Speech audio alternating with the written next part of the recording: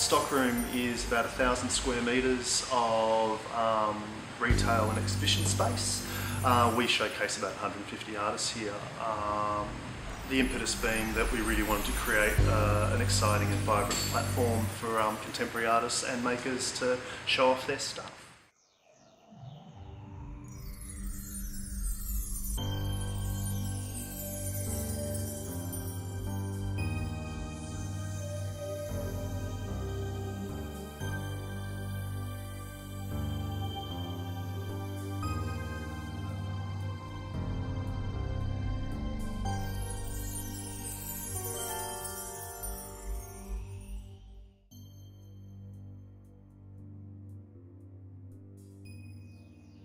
So I began sculpture, let me see, I did my degree, finished that in 97 and then finished my postgrad in 99. So pretty much since straight out of high school I've been focusing on my career as an artist, and that would make it, so 1995 I would have started.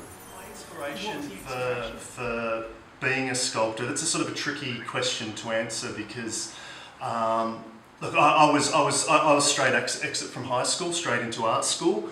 I was lucky enough to sort of fall into a course that happened to be my passion. So basically, I was a typical arty kid at school, and thought, well, what am I going to do now? I have no idea.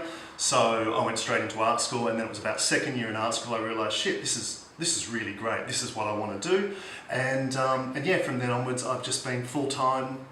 Doing my career, and then with lots of peripheral projects which then also all come together into a whole arts presence, if you like.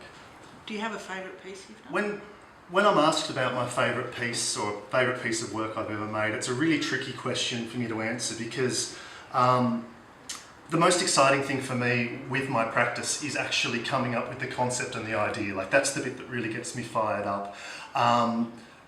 And I also, with my practice, I tend to build the work in my head entirely before it gets actualised. So once I've thought of the idea, which is the best bit, the rest is just process. So so when I'm asked what's my favourite piece, I'm going to leave that for the public, and certainly the pieces that has been responded to the best by the public would be a series I did down at Federation Square called the Federation Square Skateboard Series, and of course the Glory Days Kingswood.